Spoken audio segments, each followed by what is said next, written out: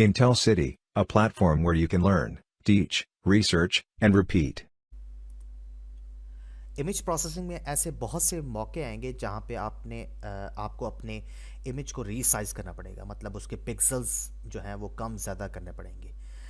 दूसरे मानों में उसकी अप सैम्पलिंग या डाउन सैम्पलिंग करनी पड़ेगी। या फिर अगर आप इमेज प्रोसेसिंग के कोर्स को एग्जैक्टली फॉलो करें तो सैम्पलिंग और इंटरपोलेशन का लफ्ज़ वहाँ पे यूज़ किया जाता है, जहाँ पे सैम्पलिंग का मतलब होता है कि आप पिक्सल्स रिड्यूस कर रहे हैं, और इंटरपोलेशन का मतलब जब आप सैम्पलिंग जब जब आप pixels number of pixels increase कर रहे हैं।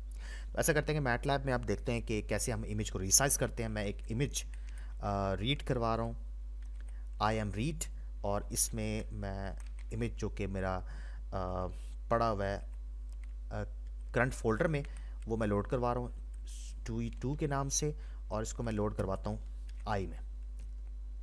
अब ऐसा करते हैं कि इस इमेज को एक दफ़ा देख भी लेते हैं, फिगर, और यहाँ पे हो जाएगा आई एम शो करके हम आई को देख भी लेते हैं।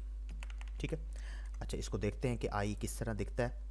ये हो गया जी हमारा आई, और ये देखें इसका साइज़ क्या है, 277 क्रॉस 225। ठीक है, ये आई इमेज है हमारा। अब ऐसा करते हैं कि इस इमेज का साइज़ चेंज करते हैं। आई एम रीसाइज का फंक्शन है मैटलैब में बिल्ट इन, जिसमें आपने अपना इमेज लिखना है और साथ उसके डायमेंशंस लिख देनी है। फ़र्ज़ के इस इमेज जो नया इमेज बनेगा उसको मैं आई एस कह रहा हूँ।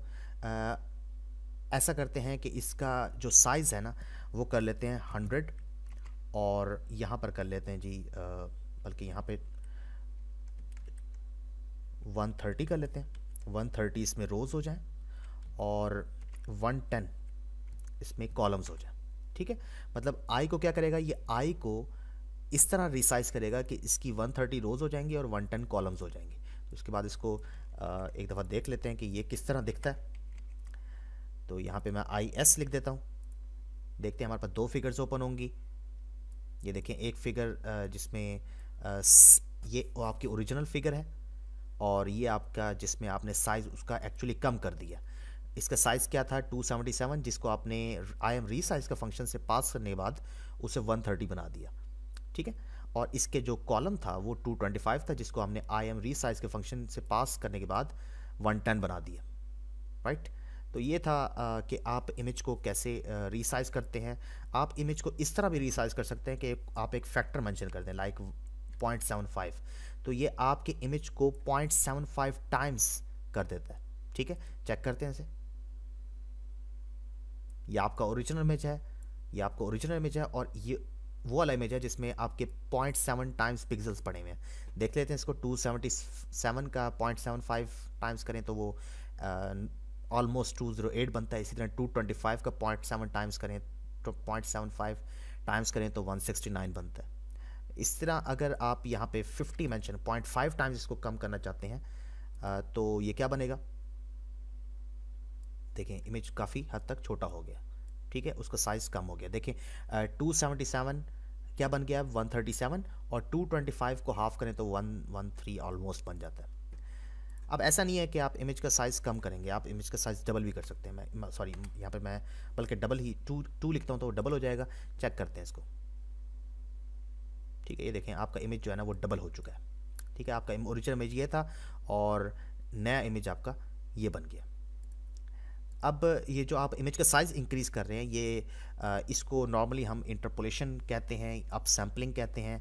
अब ये जो नए पिक्सल्स इसने ऐड किए होंगे वो किस मेथड से ऐड करता है मैटलैब, वो 3 मेथड्स बताता है आपको।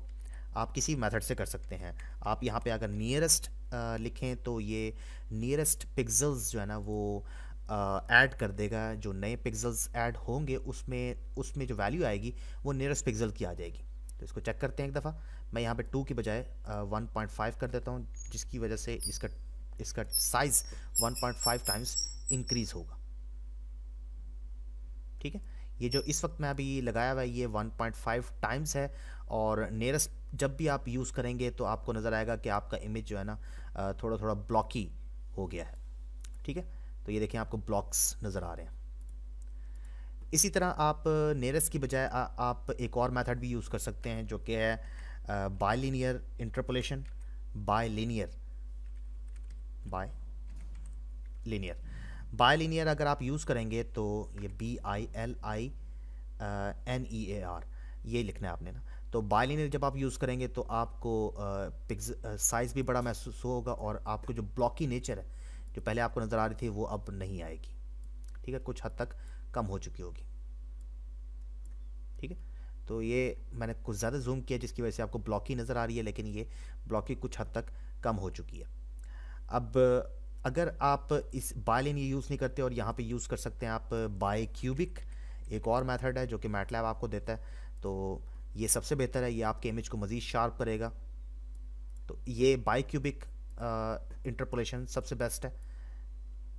तो इसमें आपका जो नेचर है, जो जो पिक्सल्स आपके जो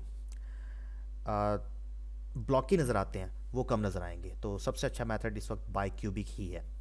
तो इस तरीके से आप रीसाइज़ भी कर सकते हैं। अब देखें, मैं एक और तरीके से भी रीसाइज़ कर सकता हूँ। मैं यहाँ पे मेंशन करता हूँ कि क्योंकि इसका ओरिजिनल साइज़ क्या था 277 और 225, मैं इसको कहता हूँ कि ये 300 और 300 हो जाए। तो इस वक्त जब आप साइज़ दे रहे होते हैं तो ये ख्याल नहीं रखते हम कि एस्पेक्ट रेशो उसकी बराबर होगी कि नहीं होगी। मतलब 227 है तो इसको 300 कर देगा, 225 को 300 कर देगा, तो दोनों में सेम इजाफा नहीं किया इसने।